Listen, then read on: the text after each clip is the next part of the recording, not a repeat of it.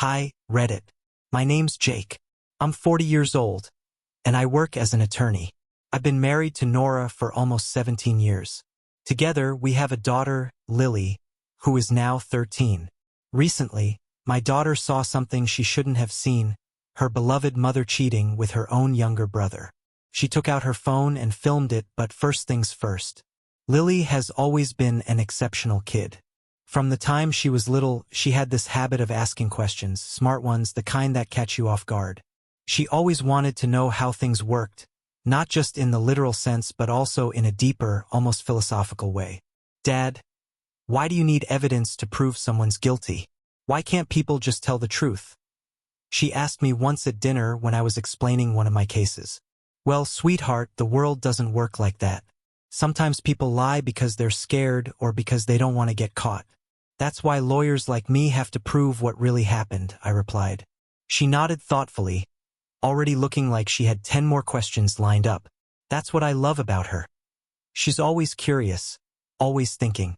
She adored my job more than I did, honestly. She loved hearing about the cases I worked on, especially when I won. Tell me about your day, Dad. Did you win your case? She'd ask over dinner, her eyes lighting up with excitement.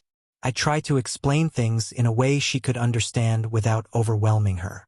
Well, it was a tough one, but I pointed out some key facts, and it helped convince the jury, I'd say. That's so cool. I bet they were impressed, she'd reply, and I couldn't help but smile. I promised her once, if you graduate with honors, I'll help you get into the same college I went to. Really? The one Grandpa and Great-Grandpa went to? She asked, her face lighting up. Yep. It's a family tradition, and I know you'll make us proud, I said. That promise became her goal. She started working harder than ever in school. She's always been a great student, but after that, it was like she had a mission. Her notebooks are filled with perfect notes, and she's always reading or working on assignments. Her relationship with Nora, my wife, is just as strong. They've always been close. Nora is the one Lily turns to for advice about things I can't help with, stuff like beauty, health, and, more recently, boys. One day, I heard them talking in the kitchen. So, is there anyone you like at school? Nora asked playfully. Mom, no. That's embarrassing, Lily said, groaning but laughing at the same time. Come on, you can tell me. I promise I won't tease you, Nora said, smiling. Okay, maybe there's someone, Lily admitted, blushing. I stayed out of those conversations, but it made me happy to know they had that bond. As a family, we've shared so many good memories. Years ago, I built Lily a treehouse in the backyard. It was one of those projects that took longer than I expected, but it was worth it. Wow, Dad, this is awesome, she said the first time she climbed up. Just promise me you won't fall out. Okay? I joked. We also have a little spot in the forest near our house. We call it the secret place. It's just a clearing with some logs to sit on, but it's where we'd go for our talks. Dad, do you think I'll be as good a lawyer as you someday? She asked me once when we were sitting there. I think you'll be even better, I said. You're smart, you work hard, and you care about doing the right thing. That's all you need. For years, I thought we had everything. A stable home, a close-knit family, and quiet evenings spent together. But recently, everything came crashing down. I can barely say it out loud, but here it is. My wife, Nora, has been having an affair. And not just with anyone, with her own younger brother, Max. She doesn't even try to defend herself. When they're in bed together, she acts like it's nothing. Lily wasn't feeling well that day. At school, her stomach was aching, and she couldn't concentrate. During her second class, she raised her hand. Can I go to the nurse? My stomach really hurts, she told her teacher. The teacher nodded. Sure, Lily. Do you need someone to walk you there? No, I can manage, she replied, holding her stomach as she left the classroom. When she got to the nurse's office, the nurse took a quick look at her. After a moment, she said, Congratulations, you're having it. Having what? Lily asked, confused. Your first period, the nurse explained. Lily froze for a second. She hadn't expected this. Oh, I didn't bring anything with me, she said awkwardly. That's fine. Here, the nurse said, handing her a pad and a small pill. This should help with the cramps. It's normal to feel some pain or mood swings, but you'll be okay. Just take it easy for the rest of the day. All right? Thanks, Lily said, her voice soft as she put the supplies in her bag. On her way back to class, Lily thought about the times her mom had told her about this. Nora had been open about her own experience. It was awful for me when I started, Nora had said once. The pain was so bad that I avoided boys for years and didn't even want kids. But eventually, the pain went away, and I had you. That memory didn't do much to ease the sharp cramps she was feeling now. By the time school ended, all she wanted to do was get home and lie down. On her way, she called her mom. She dialed the number and waited. It rang and rang, but no one picked up. Mom, where are you? Lily mumbled as she tried again. Still no answer. Frustrated, she gave up and headed straight home. When she arrived, she noticed something strange. Max, her uncle, was in the yard. He wasn't just standing there, though. He was pacing back and forth, looking nervous. Hey, Uncle Max, Lily called out as she walked toward the house. Max didn't answer. He just kept pacing, not even looking at her. That's weird, she thought, but she didn't stop to ask him what was going on. She walked to the front door and tried to open it. Locked. Her mom never locks the door during the day, she thought. She pulled out her key, unlocked the door, and stepped inside. The house was quiet. Too quiet. She set her bag down near the door and called out, Mom, are you home? No answer. Lily started walking upstairs. As she got closer to her parents' bedroom, she heard faint noises.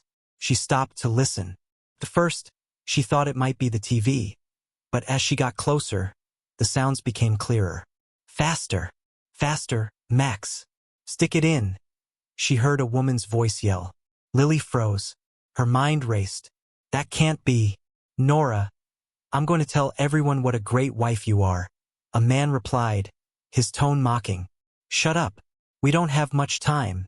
The woman snapped back. What? You didn't get them again? Shit. Put it in like this. Just don't forget to pull it out, the woman said. Doesn't it hurt, sis? The man asked. Yes. But it feels so good.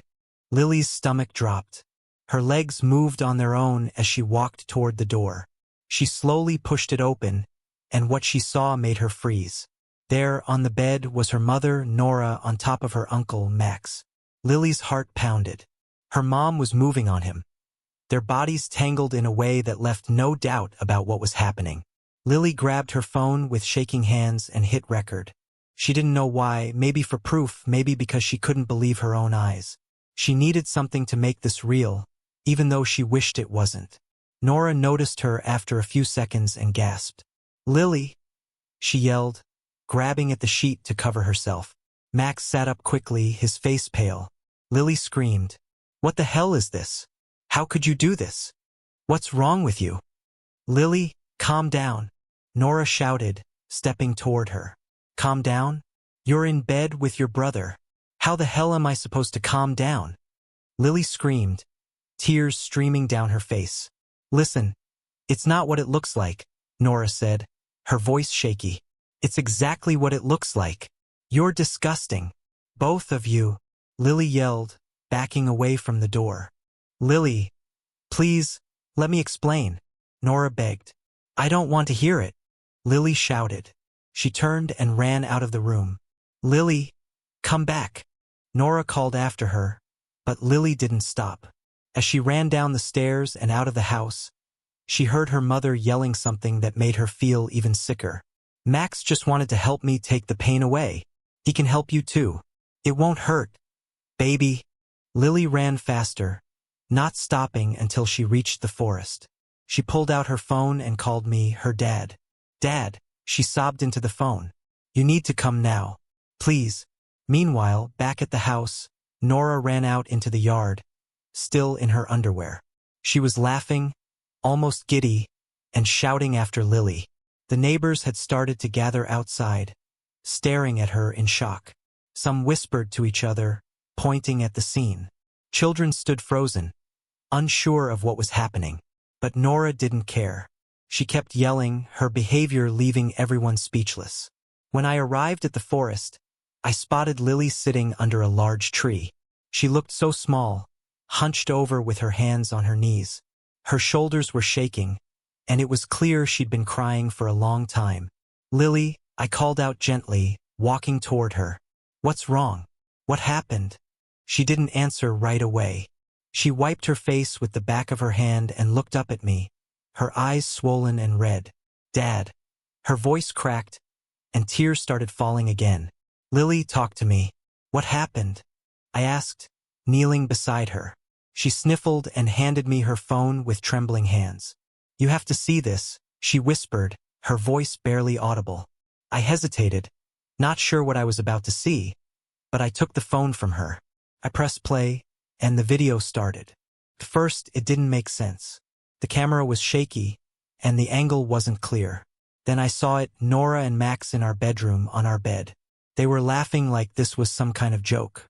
Then I heard Max's voice, smug and cruel. "Jake will never know," he said. I couldn't watch anymore. My hand tightened around the phone as I paused the video. My heart was pounding, and my head felt like it might explode. "You saw this?" I asked Lily, my voice low. She nodded, tears still streaming down her face. "I walked in on them," she said.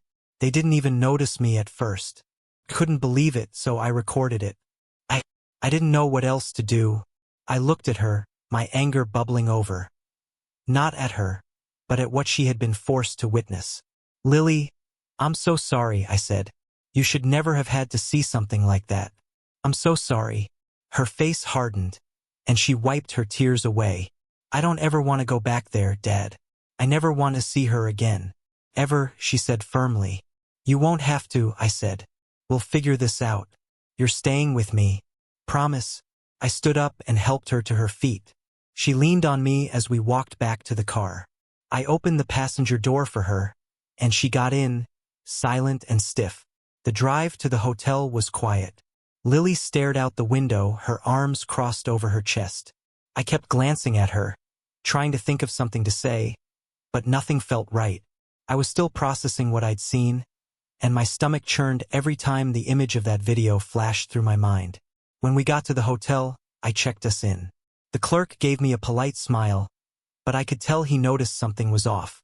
Lily looked exhausted, and I probably looked worse. Once we were in the room, Lily sat on the edge of the bed, her hands resting on her lap. She didn't look at me. "What are we going to do now, Dad?" she asked quietly. "For now, we stay here," I said, sitting next to her. "You don't have to go back to that house. I'll figure everything else out. Okay? You're safe with me." "Okay," she said, nodding slightly. While I was trying to settle in, my phone started buzzing. I glanced at the screen. Nora. She was calling nonstop. The first call I ignored. Then came the texts. "Jake, please call me," one said. "Let me explain. It's not what it looks like," another read. I turned off the ringer, but the voicemails kept coming. I played one out of morbid curiosity. "Jake, I know you're mad, but we need to talk. Please let me explain. I love you." Nora's voice sounded frantic. I hit delete and put the phone down. "Was that her?" Lily asked. "Yeah," I said. "Don't talk to her," Lily said sharply. "Don't let her explain anything. I don't care what she has to say." "I won't," I said. "She doesn't deserve that chance." About an hour later, my phone buzzed again. This time it was Lily's teacher. "Hi, Mr. Taylor. This is Mrs. Jenkins. I wanted to check in on Lily. She left school early today and said she wasn't feeling well. Did she make it home okay?" "Yes, she's with me now," I said. "She wasn't feeling great, so I picked her up." "Thanks for checking in." "I'm glad to hear that," Mrs. Jenkins said. "If she needs anything, please let me know." "I appreciate it," I said, hanging up. When I turned back to Lily, I saw her clutching her stomach. "Dad, it hurts," she said, her face pale. "Where does it hurt?" I asked, sitting beside her. "My stomach," she said, curling up on the bed. Tears were streaming down her face again. "Okay. I'm calling an ambulance," I said, grabbing my phone. I dialed 911 and told them we needed help immediately. They said they were sending someone right away. "It's going to be okay, Lily," I said, holding her hand as we waited. The next day, I decided to call Nora. I wasn't sure what I expected to hear, but I needed to confront her. I wanted to hear her side of the story, though deep down, I already knew it wouldn't make a difference. The phone barely rang before she picked up. "Jake," she said, her voice shaky. "Jake, please. I've been trying to reach you. We need to talk." "Yeah, we do," I said coldly. "But not for the reasons you think. Do you even realize what you've done to Lily?" "What do you mean?" she asked, her tone uncertain. "She's in the hospital, Nora." "Because of you," I said sharply. What happened? Why is she in the hospital?" "She's in the hospital because of what she saw," I said. "Because you couldn't keep your hands off Max in our bedroom. She saw everything, Nora. Everything. She recorded it. And now, she's paying for your selfishness." "Oh my God," Nora whispered. "I didn't know. I didn't think." "Yeah, that's clear. You didn't think," I snapped. "She's in pain, Nora. Physically and emotionally. And where are you? Sitting at home, crying about yourself instead of being by her side." "I didn't mean to hurt her. I didn't mean to hurt anyone," she said, her voice cracking. "Then why'd you do it?" I shot back. "Why would you betray us like that? With your brother, of all people?" After a pause, she started to explain. "It's been going on for 2 months," she admitted, her voice barely above a whisper. "It started when Max and I were talking. I told him I wasn't happy in our marriage. He listened. He made me feel understood. And one thing led to another. One thing led to another," I repeated, my anger boiling over. "You're saying you had a bad day, so you jumped into bed with your brother?" "It wasn't like that," she said, sobbing now. "I didn't want it to happen. I didn't plan for it to happen. I made a mistake, Jake. A terrible mistake." "A mistake?" I scoffed. "A mistake is forgetting to lock the door. A mistake is burning dinner. You've been sneaking around with your brother for months. That's not a mistake. That's a choice." "I know it was wrong," she cried. "I didn't want to hurt you or Lily. Please, Jake, come home. Let's talk about this. We can fix it." "Fix it?" I said, laughing bitterly. "How do you think this is fixable? Our daughter is in the hospital because of you, and you're worried about me coming home? You're more concerned about covering your ass than you are about Lily." "That's not true," she shouted, her voice desperate. "I love her. I love you. I care about both of you." "Then why weren't you thinking about us when you were screwing Max in our bedroom?" I asked. "I wasn't thinking clearly," she said. "I didn't mean for any of this to happen." "You didn't mean for it to happen," I said, repeating her words with disgust. "You didn't mean for Lily to walk in on you. You didn't mean to destroy this family. But you did." "I'm sorry," she whispered. "Sorry isn't good enough," I said. "This call only proves what I already knew. You don't understand the magnitude of what you've done. You're not part of this family anymore, Nora. I'm coming back to the house, but only to get our things." "Jake, don't say that," she begged. "Please, we can work through this. I love you. I made a mistake, but we can fix this." "We can't fix anything," I said flatly. "Lily and I are done with you." "Jake, please," she started, but I hung up before she could finish. When I got to the neighborhood, a few of the neighbors were outside. The moment they saw me, they walked over, shaking their heads.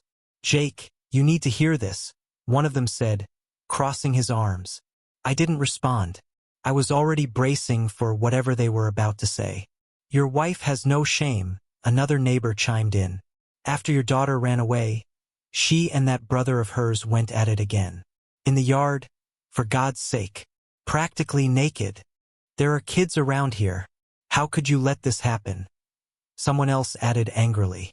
"If your father had seen this, he'd be rolling in his grave," one of the older neighbors said, glaring at me. "And this is the example of a mother for your daughter?" a woman muttered, disgusted. I clenched my fists, trying to stay calm.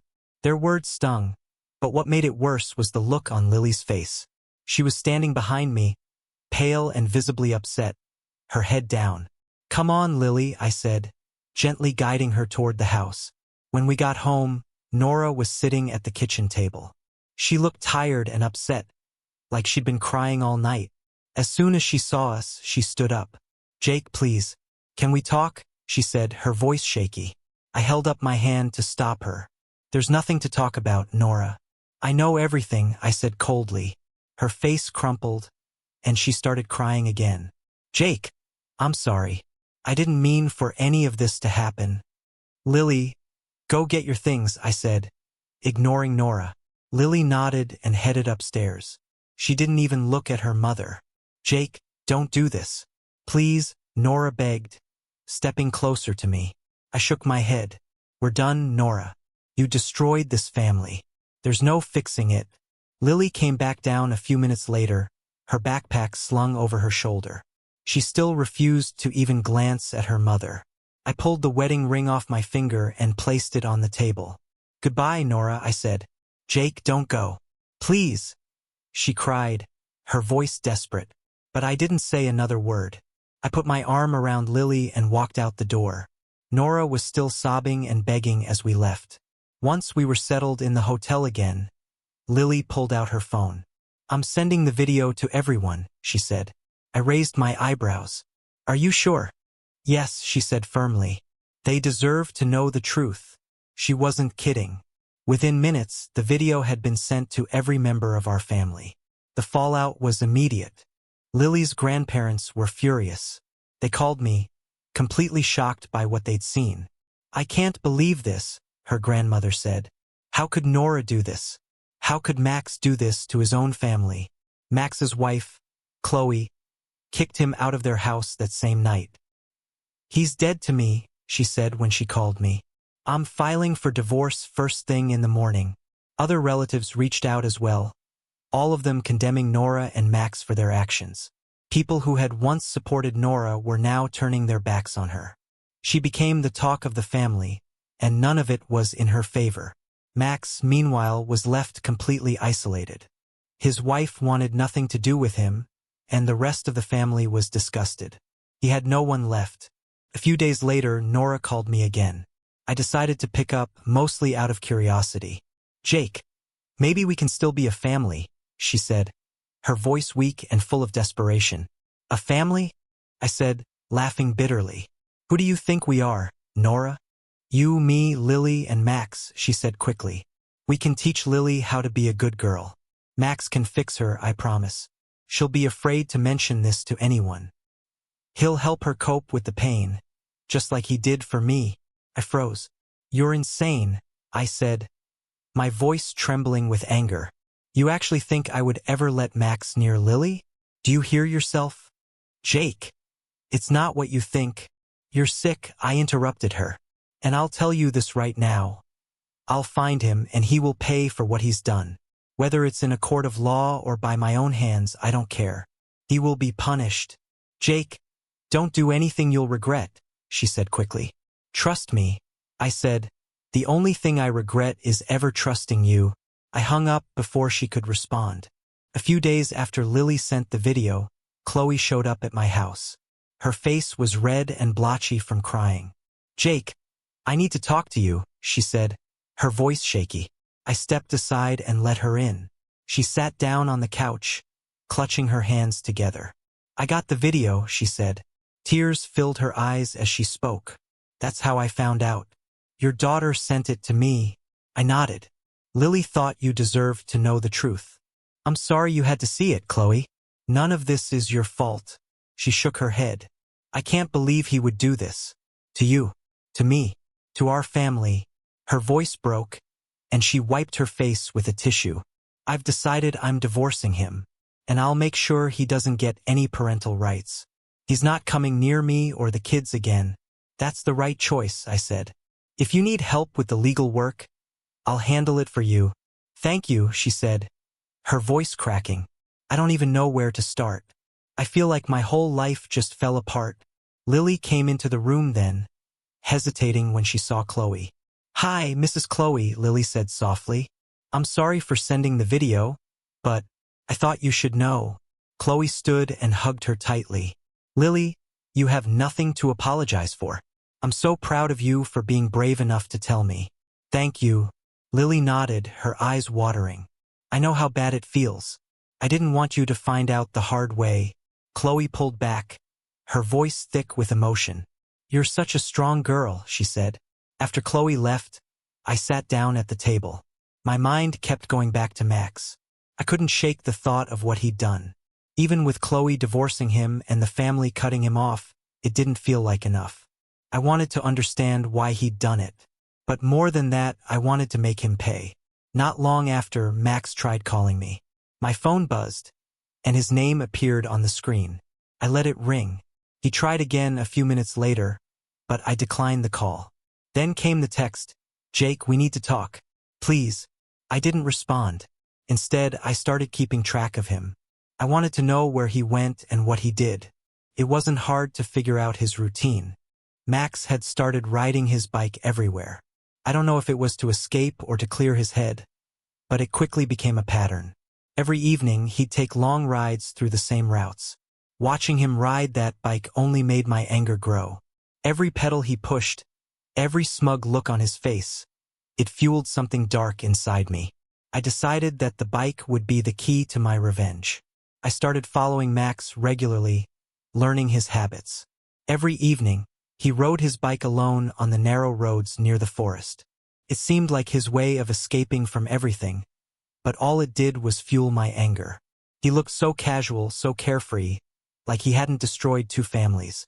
I decided those forest roads would be the perfect place to act. Secluded, quiet, no witnesses. I rented an old SUV from another town. Something unremarkable, the kind of car no one would notice. The plan was simple.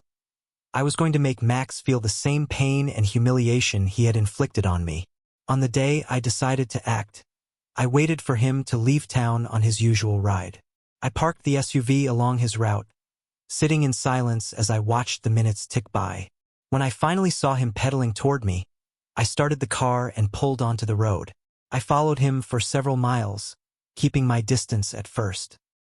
He didn't suspect anything, his head down as he rode along the narrow stretch of road surrounded by trees. When the moment felt right, I pressed on the gas and closed the distance between us. The road was empty, no one else around. I hit him. The impact was loud, a sickening thud as Max was thrown off his bike. He hit the pavement hard, his body rolling into the ditch at the side of the road. His bike skidded across the ground, coming to a stop a few feet away. I slowed the car, watching him through the windshield. He was trying to get up, but he was injured. His arm hung at an odd angle, and blood was dripping down his face. "Jake!" he yelled, recognizing me immediately. "Please, don't do this." I didn't say a word. I put the car in reverse, backed up, and hit him again. His scream echoed in the empty forest. His body twisted as he hit the ground again, and he didn't try to get up this time. I turned off the engine and got out of the car. The air was still, except for Max's groans of pain. "Jake," he whimpered, his voice weak. "I'm sorry. Please." I ignored him. Instead, I walked over to his bike, picked it up, and wheeled it toward the car. What are you doing?" Max asked, his words slurred. I didn't answer. I got on the bike, pedaled a short distance down the road, and then stopped. I stepped off, leaving the bike there. I walked back to the SUV and started the engine. I positioned the car carefully, creating a scene that would tell a different story. To anyone who found him, it would look like a tragic accident. A cyclist hit by a car, the driver losing control and crashing into the ditch. Oops, an accident. Bad luck. The driver lost control of the bike and the road. I muttered under my breath, staring at the scene I'd created. Max was still groaning, trying to crawl away, but his injuries were too severe. He wasn't going anywhere. Without looking back, I got into the SUV and drove away, leaving him behind. I called an ambulance after leaving the scene, making sure to keep my identity anonymous so as not to raise any suspicion with the police. When help arrived, the doctors confirmed what I'd hoped. Max would no longer be able to ride his bike. His back injury was severe enough to end his biking for good. He was left alone, broken and humiliated, without any family or friends to support him. Max quickly realized this wasn't an accident. He knew it was me, my revenge, but he couldn't prove it. His accusations, if he ever voiced them, wouldn't hold water. Everyone else saw it as just a terrible accident. Exactly as I planned. Meanwhile, Chloe finalized the divorce. She stripped Max of his parental rights, ensuring he would have no access to their children. Then she packed up and left the city entirely, cutting all ties with him. She didn't leave a forwarding address, making sure he couldn't find her or the kids. I wasn't finished, though. I wanted to send Max a final message, a reminder of what he'd lost and why. I sent him a small package, something personal and symbolic. Inside was an old photo of him and Nora. The picture was one I'd taken years ago. It showed Max with his arm around Nora's waist, both of them smiling like everything was perfect. In the background was his bike, leaning against the wall. On the back of the photo, I wrote a single sentence. "This was your last trip." It didn't take long for the package to reach him. A few days later, word spread that Max had packed his things and left town. No one knew where he went. He didn't tell anyone, and honestly, no one cared enough to find out. For Lily and me, Max's disappearance was a relief. Felt like we could finally breathe again. The weight of his presence, his betrayal, was gone. Together, we started building a new life, focusing on moving forward. But Nora refused to let go. She kept looking for ways to worm her way back into our lives. She started showing up near Lily's school, waiting outside to try and talk to us. "Jake," she'd call out as we walked by. "Please, just talk to me. I need to explain." I didn't even acknowledge her. I'd grab Lily's hand and lead her away. "Let's go," I'd say calmly. Lily didn't look at her either. She kept her head down, refusing to engage. She wanted nothing to do with Nora anymore. Nora kept trying, showing up again and again. Each time, she begged for a chance to explain herself, to make amends. But it was pointless. Lily and I had moved on. Nora's words meant nothing to us now. Nora eventually started seeing a psychologist. She said it was an attempt to rebuild her relationship with Lily and to work on herself. For once, it seemed like she was making an effort to face what she'd done. She reached out to Lily through the psychologist, asking if they could have some meetings together. At first, Lily refused outright. "I don't want to sit in a room with her," she told me. "What's the point? She already ruined everything." But after some time, she agreed to go to a session. In those therapy sessions, they talked about the betrayal and how it had affected Lily. The psychologist didn't hold back, asking Nora to confront the gravity of her actions. They talked about her affair with Max, the trauma it caused Lily, and the danger she'd exposed her daughter to. "I can't fully forgive you," Lily told her during one session. "I just can't. But I'm willing to see you sometimes." Nora nodded, her voice quiet. "I understand. I'll take whatever I can get." She realized she wasn't going to get more than that. The psychologist continued to work with Nora on her behavior. They unpacked everything. How she had allowed herself to put her own brother above her daughter's safety. How she justified her actions by blaming the lack of intimacy in our marriage, and how much harm she had caused. They even delved into her own emotional struggles. The pain she claimed to feel in our relationship, which she admitted was more psychological than physical. The sessions forced her to confront truths she'd been running from for years. Despite all this, I refused to participate. Therapy with Nora seemed pointless to me. I didn't see how sitting in a room and rehashing the past would fix anything. Lily, however, continued to keep limited contact with her mother, but always on her terms. She dictated when and where they met, and she kept those interactions brief. Nora eventually found out that I had completely cut off all contact with her. No calls, no texts, nothing. She tried to reach out, asking for a chance to explain herself, but I ignored every attempt. She didn't give up easily. She kept looking for ways to regain my trust, but it was a waste of time. As far as I was concerned, that chapter of my life was closed. Lily and I moved into a new apartment, determined to start fresh. It was smaller than the house we'd left behind, but it felt lighter, like a space free of all the memories we didn't want to carry with us. "Where should this go?" Lily asked, holding up a framed photo of the two of us from years ago. "Anywhere you want," I said, smiling at her. She set it on the bookshelf and stepped back, studying the placement. "I think it looks good here," she said, nodding. "It's perfect," I agreed. Setting up the apartment became a team effort. She helped unpack the kitchen while I worked on the living room. In between, we'd take breaks to eat or laugh about how many random things we'd packed without thinking. As time passed, Lily threw herself into her studies. She was determined to keep her grades up, and I admired her focus. I dove back into work, using the routine to steady myself. We made a point to spend evenings together, eating dinner, watching movies, or just talking. "I'm glad it's just us now," Lily said one night as we sat on the couch. "It feels normal again." "Me too," I said. "You're doing great, you know that?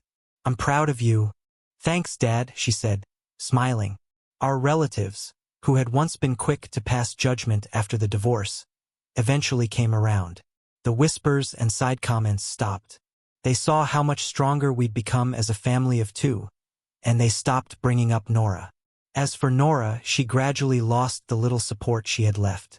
Even her closest friends started to drift away, unwilling to stand by her after everything that had happened. Meanwhile, Chloe built a new life for herself and her kids. She moved to a new city, found a job, and seemed to be thriving. We kept in touch occasionally, and whenever I heard from her, it was clear she was doing everything she could to give her children a fresh start. One evening, as Lily and I were putting away groceries, she looked at me and said, "I feel like I lost so much of my childhood because of all this." I stopped and looked at her. "I know," I said gently. "I'm sorry, Lily. You didn't deserve any of it." "I know it's not your fault," she said. It's been hard. But I'm really grateful you've been here for me." I put a hand on her shoulder. "I'll always be here for you. That's never going to change." She smiled at me, and for the first time in a long while, it felt like things were truly getting better. We made a promise to each other that night. No more looking back. The past was behind us, and we were going to focus on moving forward. Life finally started to feel calm. A year passed, and life felt like it was finally moving forward. I saw Nora now and then, usually when she was trying to mend her image with the family.